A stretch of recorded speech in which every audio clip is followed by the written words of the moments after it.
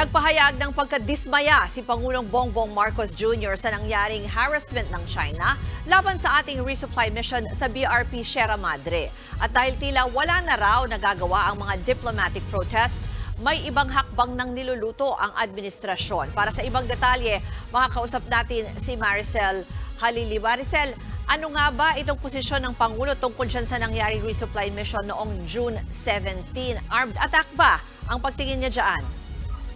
Ruth, malinaw yung paliwanag ni Pangulong Bongbong Marcos nang makausap natin siya kanina na hindi armed attack na maituturing yung nangyari noong June 17 dyan sa Ayungin Shoal dahil wala naman daw armas na pinaputok. Pero ang sinasabi ni Pangulong Bongbong Marcos, malinaw din na deliberate action yung ginawa ng China o sinadya para hindi matuloy yung resupply mission ng ating Philippine Navy. Pero ang sinasabi nga ng Pangulo, meron pa tayong pwedeng ibang gawin maliban doon sa pagsasampa, paghahain natin ng protest at yung demarche na umaabot na raw ng ilang daan. Pakinggan natin yung bahagi ng pahayag ni Pangulong Bongbong Marcos.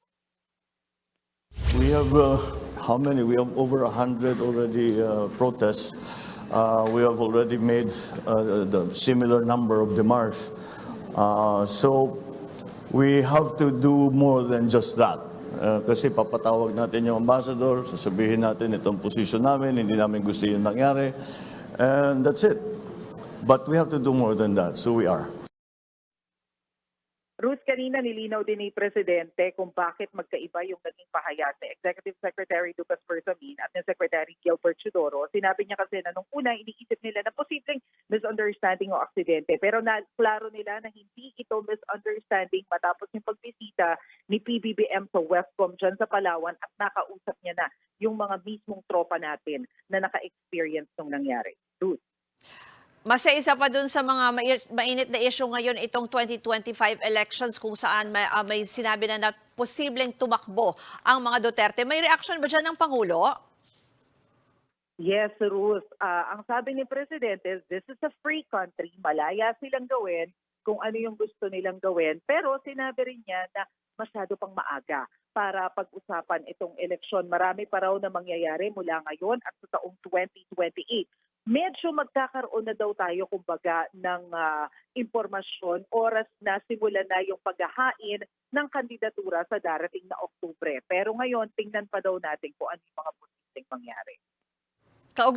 Kaugnay din yan, may usap-usapan na magsasanib puwersa ang oposisyon at ang administrasyon. Pero yung parang unity team na rin daw sila. Pero yung original ba na unity team, itong si Pangulo at ni Vice President Sara, anong tingin niya dyan?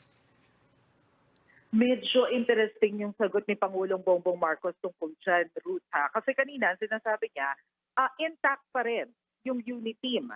Pero malaki yung magiging intact kung ano man yung magiging desisyon ni Vice President Sara Duterte, kung sasani pa rin ba siya sa administrasyon o magiging bahagi na siya ng oposisyon oras na dumating na yung campaign season. Narito yung bahagi ng pahayag ni President Marcos.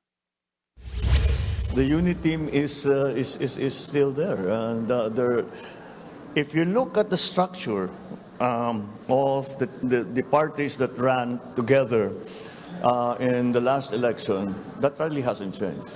That really hasn't changed. May iba pa bang mga diskusyon dyan ng Pangulo?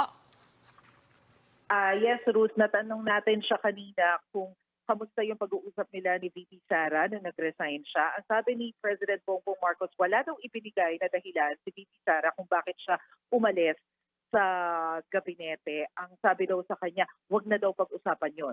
So, ang sabi naman ni Presidente, nung sinabi daw yun ni VP Sara sa kanya, hindi na niya pinilit na pag-usapan yung tungkol doon sa resignation niya bilang DepEd Secretary. Pero ang sabi ni PBBM, bago daw matapos ang linggong ito, magsasagawa siya ng anunsyo kung sino yung i-appoint niya as Secretary of the Department of Education dahil hindi naman daw pwede na maiwan ng matagal na bakante ang posisyon yun. Ruth.